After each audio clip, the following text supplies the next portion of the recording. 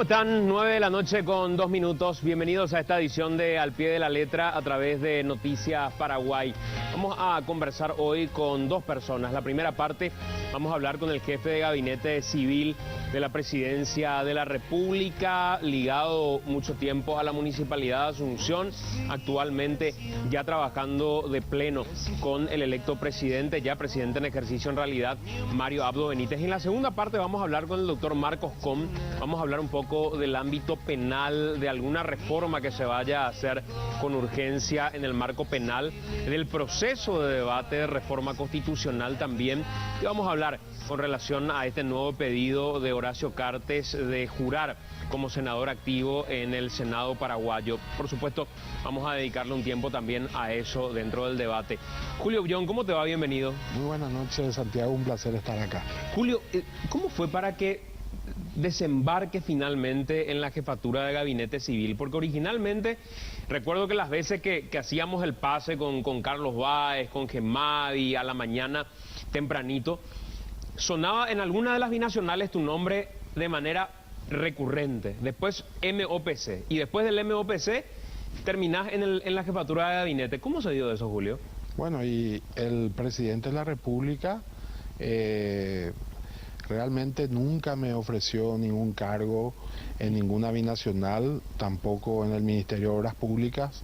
Sí habíamos hablado en algún momento del Ministerio de Industria y Comercio, pero finalmente él decidió darle un perfil más político y también buscó una persona de confianza para estar al lado suyo, para poder trabajar y articular los diferentes trabajos que se realizan dentro de la presidencia. En esas conversaciones que tuvieron originalmente, digamos, Sí. no estaba ninguna de las binacionales y tampoco el MOPC. Jamás estuvo en discusión la posibilidad de que vaya a una de esas instituciones. ¿Y por qué no se dio lo de industria y comercio finalmente? Y yo creo que él encontró un perfil muy interesante, que es el perfil de la actual ministra de Industria y Comercio, y también vio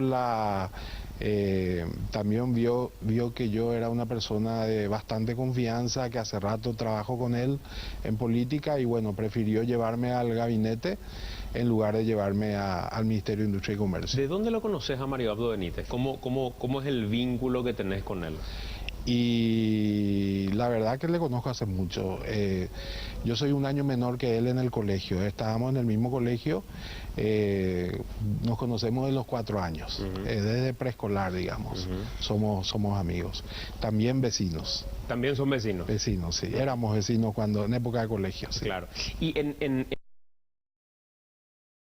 qué momento fue madurando lo del gabinete civil? ¿Por qué el gabinete civil?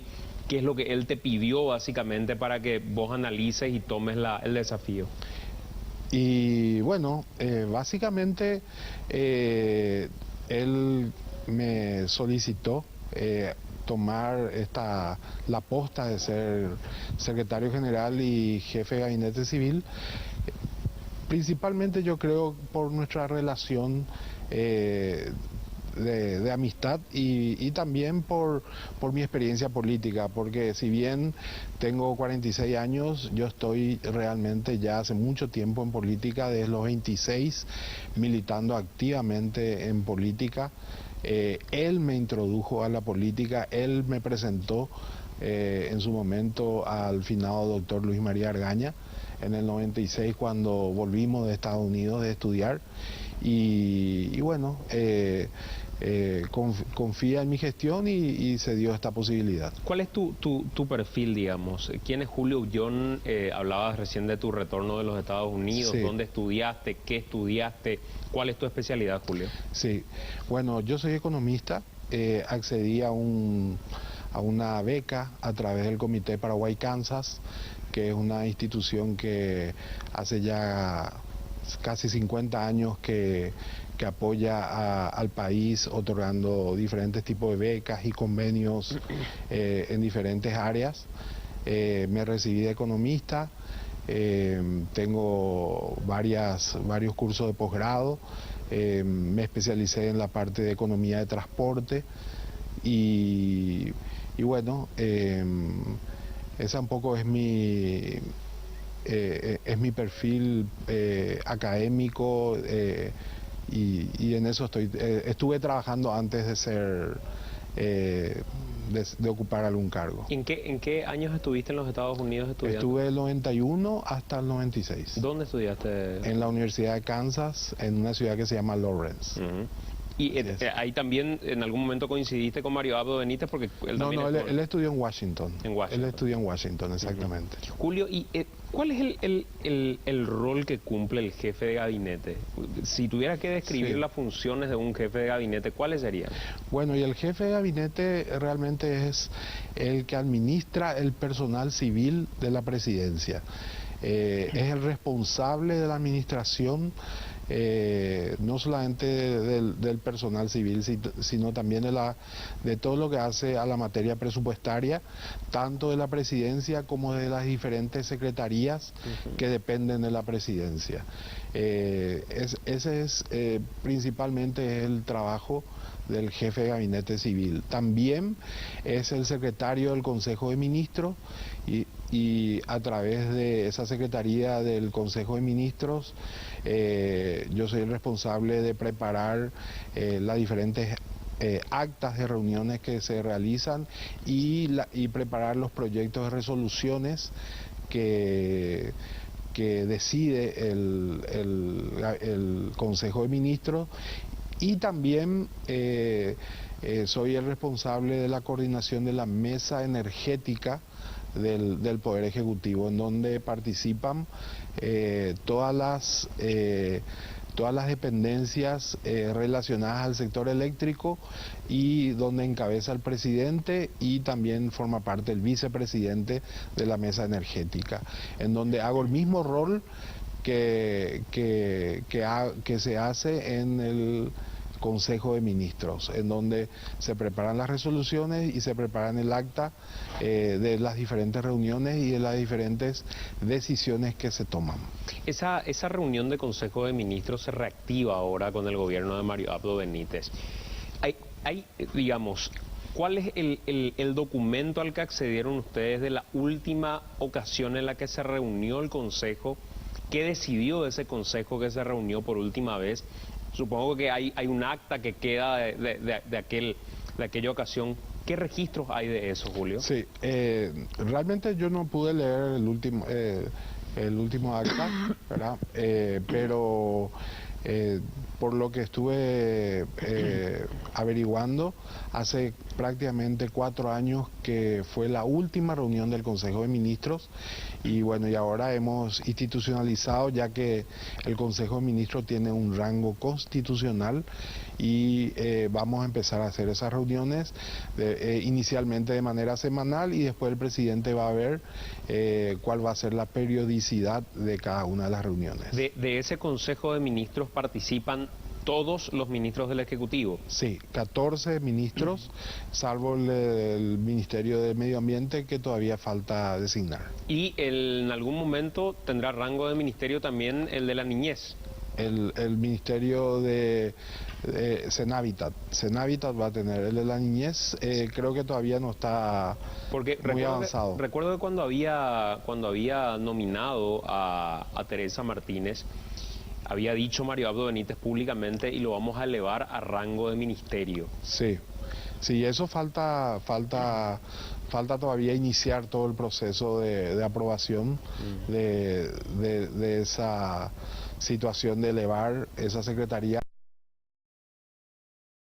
En términos sencillos, ¿qué implica el elevar una secretaría a rango de ministerio en términos administrativos, prerrogativas que vaya a tener? Sí, bueno, y justamente una de las diferencias principales es que las secretarías son lo que la ley de administración financiera le llaman subunidades de administración financiera, y la ley de contrataciones públicas le llaman subunidades de contrataciones. Dependen de una máxima autoridad que es una unidad operativa de contrataciones o una unidad de administración financiera, que en este caso es la jefatura de gabinete civil, que ejerce la función de lo que se le llama UAF y UOC, ¿verdad? Unidad de Administración Financiera y Unidad Operativa de Contrataciones. Y las secretarías vendrían a ser subunidades de la Presidencia de la República. Julio, en la primera reunión que tuvieron del Consejo de Ministros, ¿qué es lo que pudieron debatir? O fue, digamos, más que nada, tengo entendido que ya habían hecho 2 prereuniones, que esta es la tercera, pero ya formalmente, digamos, como ministros, habiendo asumido. ¿Qué es lo que se pudo debatir y decidir en esta reunión? Sí, bueno, yo rescato un poco el intercambio de opiniones que hubieron entre el ministro de Agricultura y Ganadería y el ministro de Desarrollo Social, y también la ministra de la Mujer, en donde hablaron de la creación de un registro único de beneficiarios de los diferentes programas que subsidian a la población, ¿verdad? Porque existe, digamos, una desorganización, por decirlo de alguna manera, de los programas y proyectos tipo Tecoporá, Proder, en donde los subsidios no están bien articulados, ¿verdad?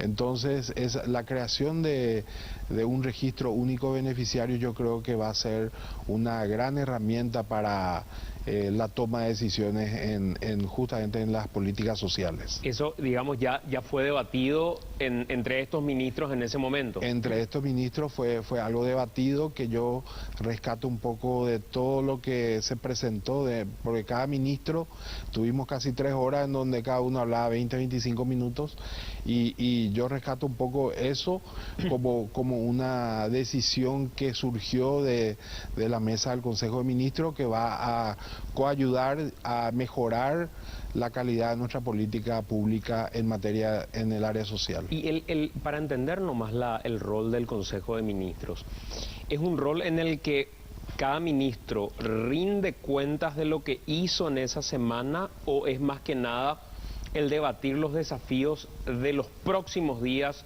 o los próximos meses, para entender la dinámica, digo? Y las dos cosas, depende del orden del día que se estipule en su momento, ¿verdad? Lo que vamos a hacer ahora es cada ministro va a presentar los temas que quieren tratar en las reuniones del Consejo de Ministros, y allí, digamos, se va a definir si son temas a tratarse en la semana o como una política o el desarrollo de políticas a mediano o largo plazo. O sea, cada ministro va a tener que presentar una propuesta y tampoco, me imagino, se puede tratar todo lo que traiga cada uno. Exactamente, el presidente de la República como coordinador del Consejo de Ministros va a definir cuáles son los temas que se van a tratar. Y hoy, digamos, de los temas que están para tratamiento, ¿cuáles crees que son urgentes, Julio, según lo que ustedes logran debatir internamente con el presidente? Lo que él cree lo tiene de manera más sensible. ¿Es algo ligado a la salud, alguna decisión inmediata ligada a la educación, alguna cuestión ligada a esto que decide agricultura hoy? ¿Cuál es la urgencia principal del presidente de la República? Bueno, la urgencia principal del presidente de la República yo creo que es solucionar el impasse que existe dentro del proyecto del Metrobús. Es un problema que nos atañe a prácticamente a los ciudadanos de Asunción y del Departamento Central. Ese es uno de los temas prioritarios que tiene el presidente de la República. También la definición de algunos proyectos, como por ejemplo que ya se fueron dando, el proyecto de la penitenciaría que fue cancelado, la articulación entre el Ministerio del Interior, el Ministerio de Justicia y el Ministerio de Obras Públicas para mejorar el pliego, base y condiciones, ya que existían muchas falencias en ese llamado a licitación y es un problema grave que se tiene de hacinamiento en este momento en las cárceles de nuestro país. Y también podría decir de que otro de los temas que probablemente se va a estar definiendo en las próximas reuniones es qué hacer con este proceso licitatorio del aeropuerto, ¿verdad? Que está también allí latente, ¿verdad? Julio, digamos, la impronta que tiene Mario Abdo Benítez hoy dentro del gobierno, ¿cuál es? O sea, ¿cómo lo describirías vos desde el momento en el que llega? Vemos a un hombre que llega temprano, que se va tarde. El otro día consultaba y me decían compañeros que cubrían el Congreso que era habitual, o sea, que no era una cuestión tampoco de impacto por tomar ahora la presidencia, que en su hábito, cuando era presidente del Congreso, actuaba de esa manera, que empezaba temprano, que iba muy tarde. Pero ¿cuál es su rutina diaria, digamos, aparte de lo que logramos ver, que sale, que camina, que va al Congreso, que saluda? ¿Cuál es la rutina diaria de un presidente de la República? No, y él prácticamente tiene reuniones con casi todos los ministros, en donde van definiendo diferentes aspectos al quehacer político, a las definiciones de los mandos superiores, de los mandos intermedios, a analizar cómo están los programas y proyectos en ejecución en cada uno de los ministerios, a definir. También tenemos reuniones periódicas con respecto a la administración de lo que hace al presupuesto de la presidencia, a las falencias edilicias principalmente que hemos encontrado en el Palacio de Gobierno, en Burú Villaroga, a la necesidad de infraestructura que hace falta para instalar diferentes oficinas. Y bueno, realmente es un trabajo bastante importante el que él está encarando. Eso te iba a preguntar y después retorno a lo de la rutina. Sí.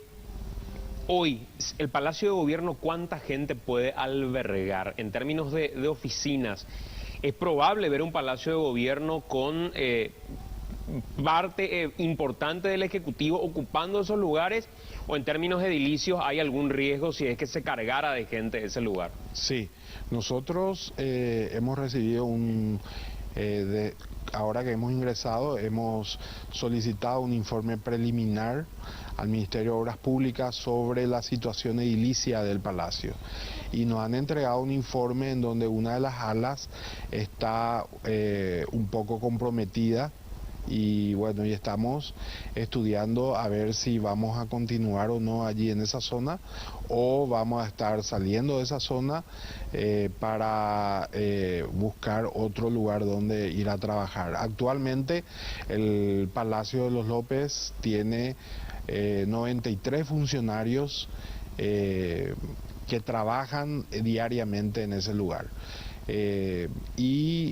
Dentro de esos 93 funcionarios no funciona lo que anteriormente se denominaba el centro de gobierno y ahora se va a denominar la unidad de gestión, que es una oficina que se creó que va a ser la instancia de coordinación entre la presidencia y los diferentes ministerios y va a realizar el monitoreo de los programas prioritarios que tiene la administración actual y bueno, eso por ejemplo no está funcionando en este momento en el Palacio. Eso necesitamos que funcione cerca al presidente de la República. Entonces lo que ahora estamos evaluando es qué vamos a hacer en materia edilicia, ¿verdad? Si vamos a permanecer allí o vamos a estar mudándonos. Y cuando hablas de mudar, ¿a dónde sería? ¿Burú Villaroga? Podría ser Burú Villaroga o podríamos alquilar otra oficina. El presidente siempre estaría en su oficina, ¿verdad? Pero esa es la situación que estamos teniendo en este momento. Cuando hablas de un ala que está comprometida, ¿qué significa comprometida? No, ¿Cuál es la envergadura de ello? Y eso es lo que estamos estudiando. Ahora hemos tenido un informe preliminar y en las próximas semanas vamos a profundizar ese estudio de la calidad de la infraestructura, de la calidad de la estructura que tiene actualmente el Palacio de los López, para ver si podemos o no podemos trabajar allí en esa zona. Nosotros hemos encontrado vacía esa zona cuando entramos, ¿verdad? Prácticamente no había personales en esa zona cuando nosotros hemos ingresado, pero por una necesidad en este momento estamos ocupando. ¿Cómo se llegó a ese punto, Julio? Porque recuerdo que en la época de Federico Franco se había hecho una refacción del palacio, el arquitecto Cataldi había trabajado en eso, quedó visualmente lindo el palacio, pero efectivamente después, y me acuerdo que decía esto durante los años de gobierno de Cartes, se lo empezó a ver abandonado, es como que estaba dejado, la pintura estaba mala, uno miraba el palacio y había cosas que a simple vista ya no se notaban bien. ¿Cómo llegó a ese punto? Bueno, por lo que me contaron allí los funcionarios antiguos, el trabajo que se realizó en la época de Federico Franco fue del ala donde se encuentra el presidente de la República. Esa es la zona donde se trabajó y no se trabajó en la otra zona donde justamente está la Secretaría General y la Jefatura de Gabinete. López Moreira no hacía oficina en esa zona. Él se instaló al lado del presidente de la República, por lo que me cuentan allí los funcionarios, y en Burú-Villaroga. Y la verdad que últimamente, por lo que nos contaron, el presidente ya no se iba al Palacio de los López, o sea que estaba ya prácticamente abandonado el Palacio de los López. Entonces, y bueno, y eso se dejó estar. Lastimosamente se dejó estar y ahora está en esa situación. El Palacio de los López, el por qué Mario Abdo decide hacer oficina ahí finalmente, porque había marcado una agenda y la agenda decía que iba a estar lunes y martes en el Palacio de los López, miércoles, jueves y viernes, miércoles y jueves en Burú-Villaroga. Miércoles, jueves en el comando. En el comando, exactamente. En el comando y finalmente los viernes al interior. Los viernes al interior. Eso se mantiene de manera íntegra. Bueno, ahora... En realidad lo estoy viendo más en el Palacio últimamente. Y ahora estamos en el Palacio. Realmente estamos en el Palacio por la necesidad que existe también de elaborar los diferentes decretos, ya que va a ser un poco incómodo que el presidente de la República esté en Burú-Villaroga y los decretos se preparen en el Palacio y hay que llevar a cada rato esos decretos. Entonces, yo creo que el presidente, por lo menos en este periodo, va a estar haciendo oficina en el Palacio por, digamos, la rapidez y la ejecutividad que se tiene, porque hay toda la Dirección General de Decretos y Leyes funciona en el Palacio, entonces hace falta que esté allí al lado. Recuerdo que le preguntaba en el momento de campaña, en un momento determinado, a parte del entorno de Mario Abdo Benítez, si él haría oficina en el Palacio o no. Y me decían que la intención era hacer oficina en el Palacio, pero que la dificultad más que nada en ocasiones se veía en el tránsito quizá, que es muy difícil acceder, encontrar un lugar, darle agilidad como requieren las reuniones, que los ministros vayan hasta ahí. Es un poco uno de los problemas que se podría llegar a presentar en el Palacio. Sí, es un problema, pero yo creo que la falta de infraestructura es lo principal, ¿verdad? O sea, hay una necesidad enorme allí de infraestructura que hace que no sea muy conveniente que estar allí en el día a día. Correcto. Te preguntaba hace rato lo de la rutina del presidente, porque también en campaña le consultaba y hoy hablaba con los compañeros a la mañana cuál era la rutina que tenía y me decía más o menos cuál era el horario en el que de por ahí se levantaba, leía los diarios, aprovechaba para hacer alguna caminata, ejercicio. Hoy esos horarios están modificados porque hay veces que 5:45 se lo ve en el Palacio, a las 6 ya está firme en la oficina. ¿Cuál es la rutina que tiene el presidente cuando llega? Porque entiendo que no todo pasa por 24 horas, firmar y de reunión en reunión, aunque hoy supongo que la carga es alta, Julio. Pero llega, desayuna en el Palacio, manda a traer la comida, almuerza en el Palacio. Digamos, ¿cuál es la rutina de ser humano normal del presidente de la República? Sí, bueno, él desayuna en el Palacio. Él desayuna. Normalmente a las 6 de la mañana ya comienzan sus reuniones, ya sea con el equipo de seguridad o con el equipo de la Policía Nacional bien temprano. Y luego comienzan las diferentes reuniones, ya sea con sus asesores o con los diferentes ministros. Desayuna aproximadamente a las 8 de la mañana, ¿verdad? Hace traer su desayuno allí. De la casa.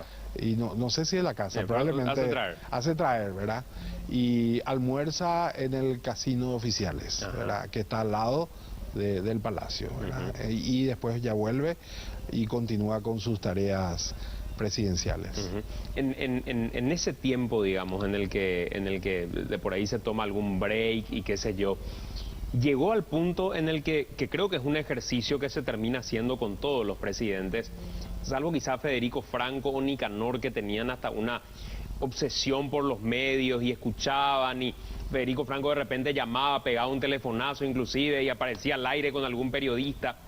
En la rutina de Mario Abdo ya empezó la época del aislamiento de los medios de comunicación, que es, digamos, un periodo de cura que se da habitualmente con los presidentes, o él todavía sigue teniendo como su hábito el tener él un contacto directo, mirando televisión, leyendo los diarios, escuchando la radio?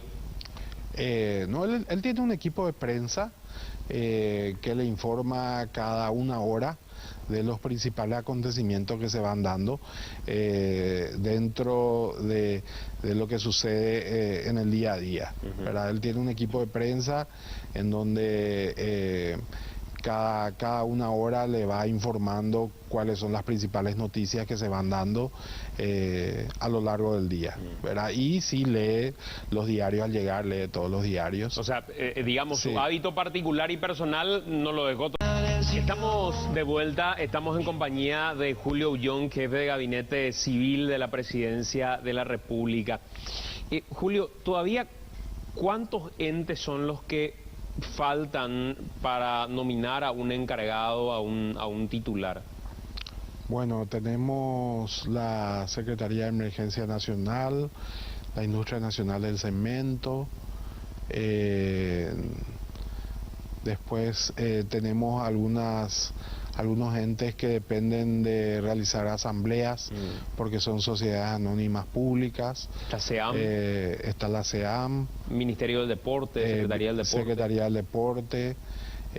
Cultura. Sí, cultura ya seguramente entre hoy o mañana, o sea, hoy firmó el presidente el decreto y probablemente mañana refrende el ministro del Interior y ya se estaría promulgando esa nominación. Pero estamos hablando entre 10 a 15 instituciones que todavía faltan. ¿Y a qué se debió, digamos, ese tiempo de no llegar y tener a todo el equipo conformado? Y normalmente uno sigue estudiando los perfiles, de los diferentes candidatos. Y se van dando también se van dando las diferentes designaciones conforme al tiempo del presidente, porque él también tiene una serie de reuniones, o sea, y una agenda bastante apretada, entonces el estudio de los diferentes entes e instituciones que todavía faltan, de repente no se puede dar plenamente por las diferentes reuniones que se realizan dentro de las reuniones de trabajo que él ya tiene. Y el tiempo de transición, digamos, no dio para poder hacer esa evaluación de perfil y decir, esta persona tiene un perfil interesante, no, la verdad que no nos va a servir mucho en ese lugar, no fue suficiente o no se les permitió tener toda la información que requerían. Y principalmente eso, ¿verdad? En algunas instituciones no se pudo meter un equipo de transición, no se pudo situacionar.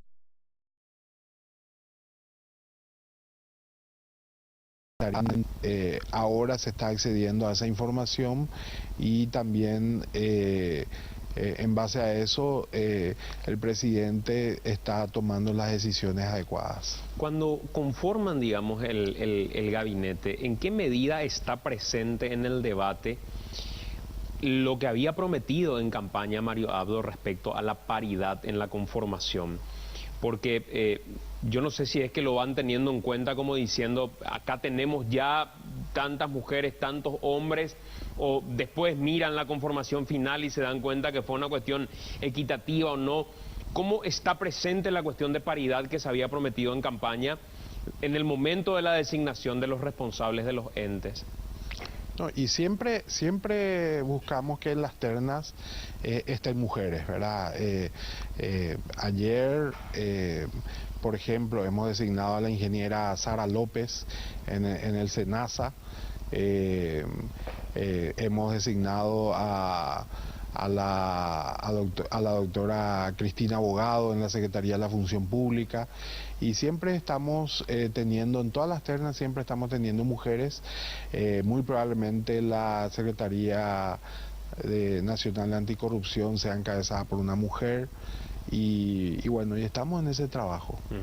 Entonces, digamos, cuando hay una designación que se vaya a hacer, hay una terna primeramente que se debate con el presidente. Así mismo, ¿verdad? Esa es un poco la metodología de trabajo, ¿verdad? Analizar las diferentes propuestas que existen conforme al perfil de cada uno de los candidatos y a lo que necesita, a lo que el presidente cree que necesita esa institución en particular. Y en la cúpula policial o militar, si bien no es el rol tuyo directamente, Julio, ¿hay un debate respecto a cambios que se vayan a dar o el interés hoy es mantener la cúpula como está y trabajar con esa cúpula? Yo creo que en una primera instancia sería mantener y trabajar con lo actual, salvo que en esta auditoría informática a ser practicada por el Ministerio del Interior, por estas filtraciones que hubieron en los datos, en las bases de datos que administra la policía, se encuentren, digamos, responsabilidades importantes de la cúpula actual, cosa que no te sabría decir si es así o no, ¿verdad? Porque va a depender de ese resultado. Yo creo que la intención es buscar trabajar a corto y mediano plazo con lo que existe actualmente. Julio, el debate de la constituyente, que es un poco lo que vamos a hablar con el doctor Con también en breve, cuáles son los desafíos, sobre todo en materia legal que tenemos que discutir, materia normativa, es un debate que inició el presidente porque le interesa, inició, digamos, Juan Ernesto porque le interesa al presidente. ¿Era un pendiente que consideraban ustedes, era parte de la agenda inmediata o después se dieron cuenta que no, que en realidad era la reforma electoral la que había que debatir primero? ¿Cómo se dio el proceso del debate constituyente? No, y el presidente durante la campaña, durante su campaña siempre ha dicho de que nuestro país necesita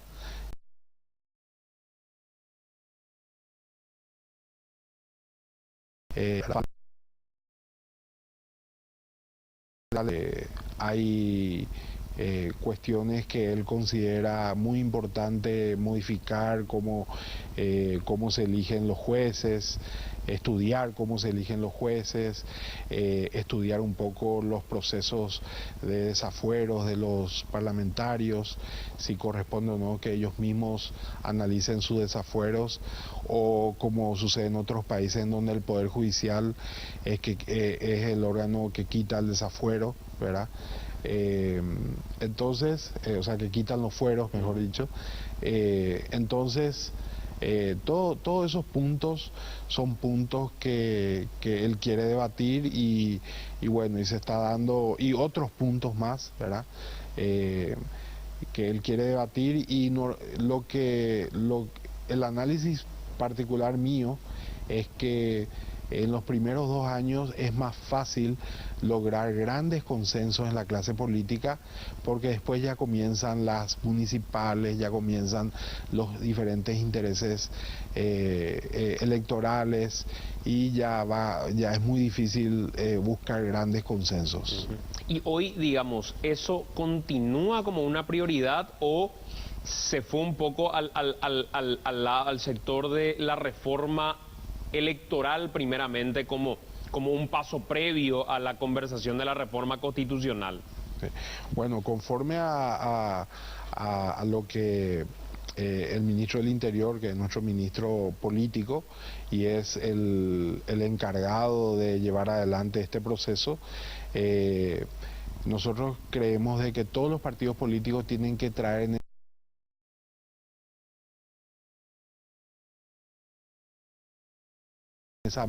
si conviene más hacer una reforma una reforma constitucional, o mantener así como está, ¿verdad? O sea, todo va a depender de los grandes consensos que se puedan realizar a lo largo de todo este periodo de negociación en esta mesa de diálogo que se instaló. Julio, por último, el gobierno de Mario Abdo Benítez, ¿en qué plazo propondría, si es que está dentro de sus planes, un paquete de leyes, como lo que había sucedido con el gobierno de Nicanor, que él mismo fue a gestionar una reforma tributaria en su momento y que gestionó, se sentó, conversó?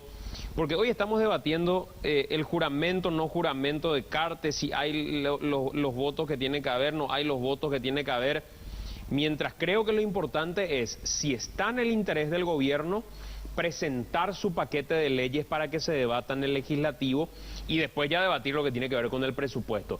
Pero, ¿el gobierno tiene previsto presentar un paquete de leyes? Sí, tiene previsto presentar un paquete de leyes, y eso se va a ir dando en el transcurso de las próximas semanas o del próximo mes. ¿Y ese paquete de leyes, qué áreas básicamente propone modificarlas? Bueno, eso yo lo dejaría al jefe del equipo económico, al ministro de Hacienda, que presente en su momento, ¿verdad? Porque yo me acoplé tarde al equipo político, porque mi designación fue una de las últimas que salió. Ya había un equipo trabajando en todo eso, y bueno, eso yo creo que corresponde más a los ministros responder esas preguntas. Julio, gracias por acompañarnos, muy amable. No es nada, muchísimas gracias y a tu disposición siempre. Julio Young, jefe de Gabinete Civil de la Presidencia de la República.